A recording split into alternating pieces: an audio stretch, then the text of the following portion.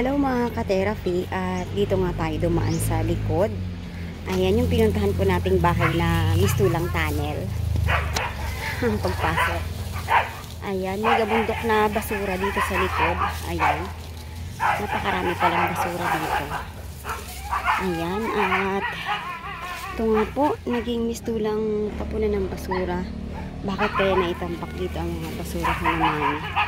At ito po ang kanilang tahanan na pinuntahan po natin. Kagabi, hindi natin masyadong makita. So, ngayon, i-check po natin. Ito po siya. Bagsak na bagsak na. Ayan po. At dito ay ito ang kanilang likod. So, kausapin natin si Mami. Ayan, dikit na siya sa lupa.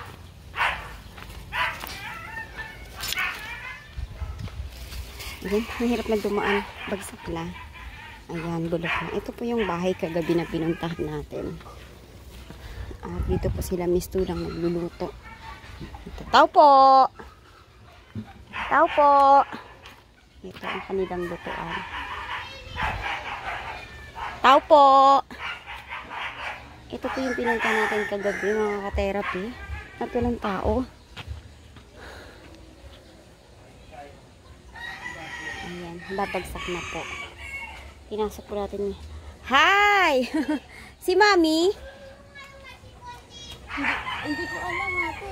Umalis siya? Okay, check natin ulit sa loob. Okay ka lang makita sa camera? Ayos lang? Okay lang. Nagpaalam ka na? Ayan. Ikaw ang nandito ngayon? Hindi sobrang init? Ang init niya ako sa loob. Grabe. Masisilip pa natin ngayon? May kasama ka dyan? Meron po. Sige nga, check natin ngayon. Ayan mga ka-therapy sa loob. Siguro naglako siya ng ito. Bagsak na at butas na.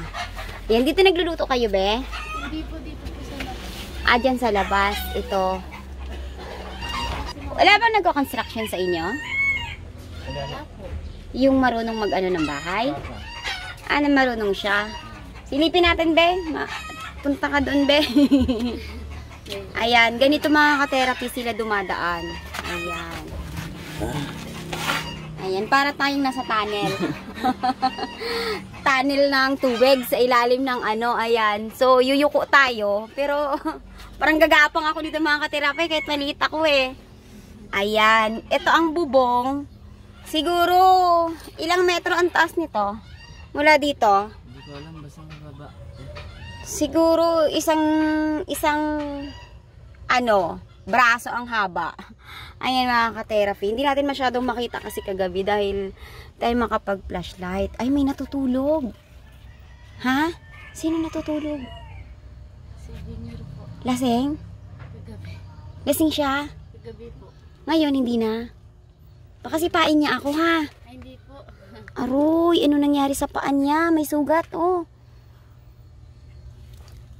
Ayan, grabe. Ayan mga ka-therapy. Bumagsak pala talaga ito. Bumagsak, tapos hindi na So, yan. Grabe, paano mo na kayang tumira sa ganito, be?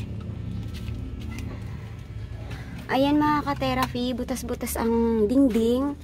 Butas-butas ang bubong. Tumutulo dito, be? Saan ka dito natutulog? Dito po kami po. Diyan? Opo. Doon po sila mama sa yan po. Ito ang tulugan nyo. Opo. Puro tulo din. Tapos may plastic na sahod. Yan nga po eh. Tapos pawis na si bebe. Ayan, pawis na kasi napakainit naman talaga dito. Ayan, puro butas. Tapos butas. Ito may ilaw na, hindi na kailangan ng ilaw. Ayan. Tapos dito, sino natutulog dito? Ayun, dyan po sila mama po. Dito sila natutulog? Opo. Hi! Paano ito? Asan ang palikuran nyo? CR. Dito din? Merong CR ito. Wala lang bubong. Meron. May kuryente kayo? Delikado rin ang wire nyo, ang baba. Ito mga ka-therapy. Baka ma-check mo si mama mo kung nasaan. Ayan. So, buti hindi yung walang tao dito no, nung bumagsak to. Kasi bagsak talaga at ang kahoy ay good lumber naman to. Good lumber. Kaya lang, walang tukod. Pag natanggal itong tukod, wala na. Maano kayo dito? So, kung dadangkalin natin mga ka-therapy, 1, 2, 3, 4. 4 na dangkal lang. 4 ba? 5. 5 dangkal. 5 dangkal mga ka-therapy. Ang taas niya dito. Ayan. At ang pagbaba nga dito, oh. Ayan. Ang pagbaba dito ang mahirap. Ayan. At grabe, tinukura na lang talaga ng kahoy. Ito na lang nagmimistulang tibay. Pag dumulas pa to, wala na. Pipi na yung nandito sa loob. Gusto ko sana makausap si mama mo. Baka nandyan siya. Patanong nga ba may, kasi gusto kong malaman kung ano ang nangyari sa basurang naimpok dun sa likod nyo. Doon po siya namin. Doon sa kabila. Opo, doon po. Ay. Baka nandyan siya be. Ayan, pero malinis mga ka-therapy ang labas. Malinis naman. Ayan.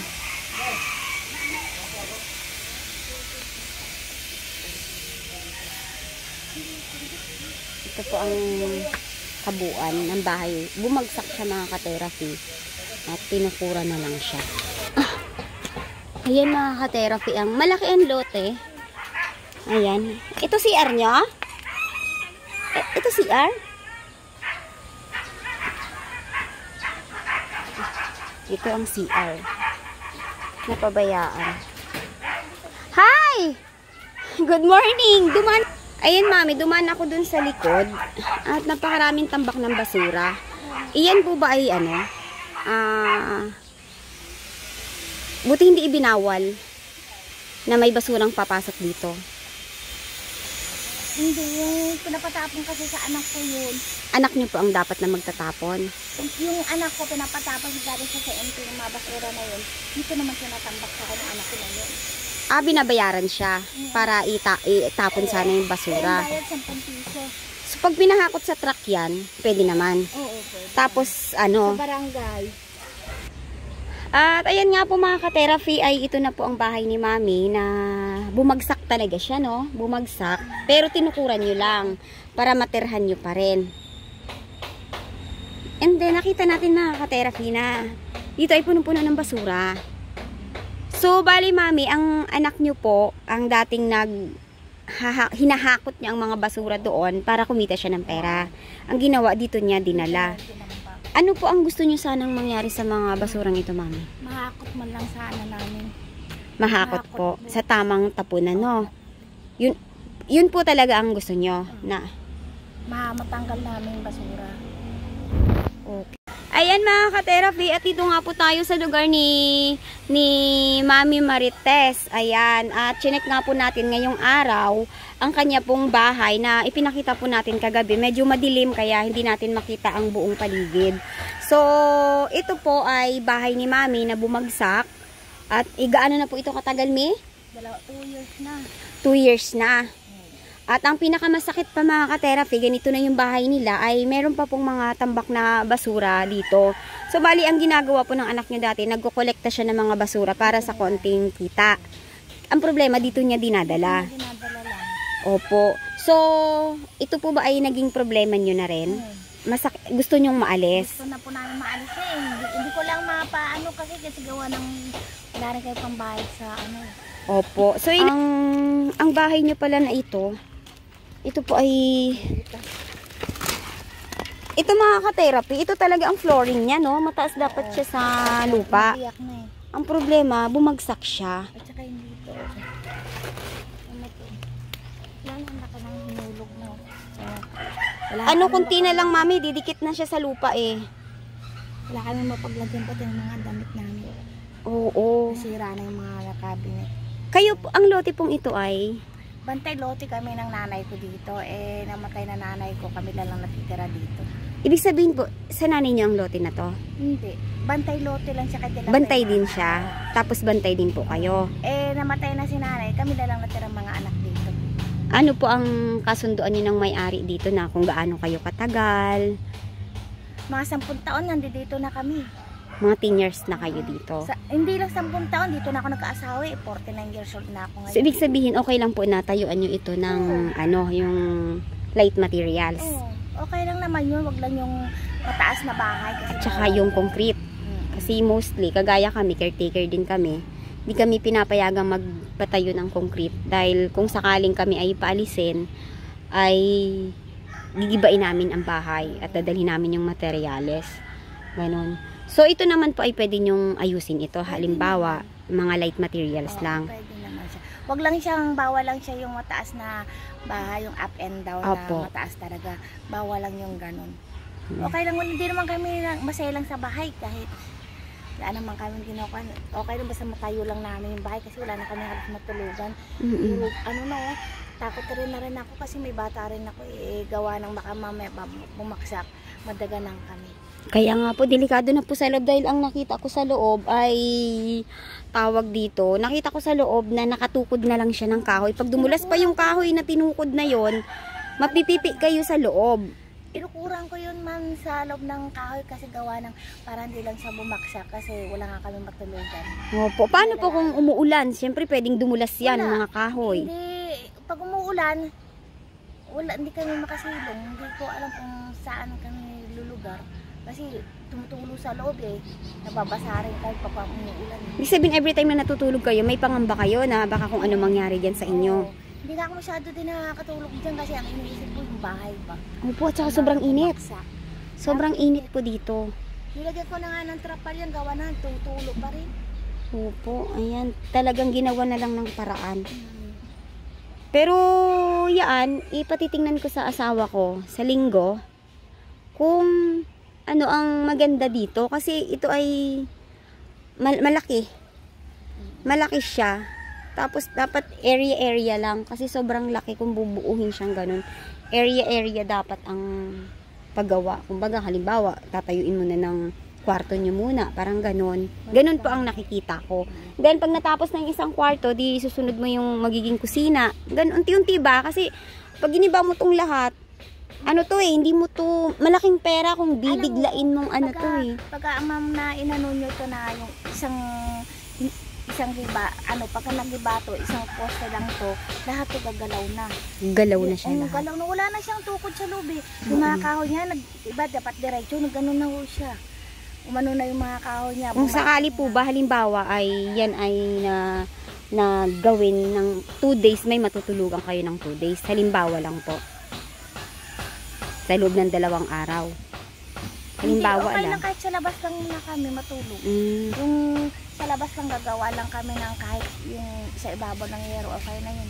Kahit di na muna namin At yan nga po mga ka-therapy ay talagang kaawa-awa ang kalagayan ni Mami dito. So, ayan Mami, kung sakasakali pong may nanonood po sa inyo at nakahabag po sa inyong kalagayan, ano po ang mahihiling nyo po sa kanila?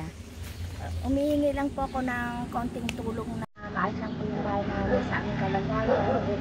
Na may matulugan lang po kami kasi wala na po kayong matulugan sa loob. Gawa na tumutulo yung bahay tsaka po matutumbang. Yun lang po ang inaano namin na hinihiling na may matulugan lang po. Kasi may anak rin po ako maliit baka po madala na kami sa loob. Opo. Ilang taon ang bunso inyo Mami? 7 taon lang. May 7 taon pa po. Lang po. Okay. So, ayan mga ka-therapy, kung may nakakabag po sa kalagayan ng buhay po ni nanay ay comment po kayo below mga ka-therapy para po matulungan po natin si nanay, bawasan po ang pangamba niya sa pagtulog po, lalo na sa gabi. Dahil, ilang taong ka na Mami? 49 years old. 49 years old. At anak niyo po siya. Ilang buwan ka ng buntis, be? 8 months ka na. Pero may sarili kang bahay, Ayan. So, ayan, nakakabag talaga mga ka-therapy. Ipapacheck natin to kay husband kung ano ang magandang panimula dito. Kung sakasakali po may idea lang po tayo kung ito po ay matulungan natin si Mami.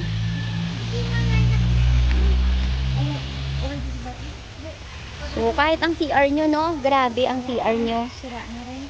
Oo, pero malinis naman ang paligid. Maayos naman, kaya lang, yun talaga. Walang mapaglagyan ng maayos. Walang, malaki sana siya, no? Malaki. Yun lang, talagang, ito po ay napabayaan talaga ito. Napabayaan. Kasi, dapat ang bahay, may isang poste pa lang na sira. Pinapalitan na agad yun eh. Ganun po kasi ang husband ko, pag may nakita siya na isang, yung poste niya medyo sira, pinapalitan niya agad. Ito hindi napalitan, hindi siya napalitan, kaya biglang bagsak, bigla siyang bagsak. Nakakatakot. Ito, tukod din ito na nagbibigay na lang ng Tukuran na kasi tumabingi na talaga pumabawa. Ikaw ang nagtukod nito? Talaga? Wala lang ka sa loob ako rin. Talaga? Ano pa ba ang trabaho ng husband mo? Yun, contraction lang. Ngayon, pinagawa lang siya ng nanay niya, hindi naman siya binibigyan doon. Hindi, kahit dito, hindi siya marunong. Marunong man siya kasi nga, lang naman kulang namin. Materialis talaga. Yun lang po ang inaano namin na kaya hindi yung magawa kasi yun talaga sa materialis. Okay. Sige, ayan mga ka-therapy, ang update natin sa bahay ni Mami Marites. At yan nga ay mistulang tunnel ang kanyang daanan. At talagang hirap sila gumalaw sa loob. Ngayon po ay napakainit at after nitong summer ay magtatag-ulan. At yung pagtag-ulan, dudulas at lalong mabubulok yung mga kahoy, no? Wala sila matususilungan dyan kasi puro tulo na eh. Lahat Nakita ko yung bubong bulok na tapos itong trapal. Siguro Mami, ipalinis mo na lang muna ito, no? Ipalinis mo ito. O sa anak mo kung may maglinis para sa pagpunta ni husband makita niya kung ano, kasi si husband ko ay marunong sa bahay.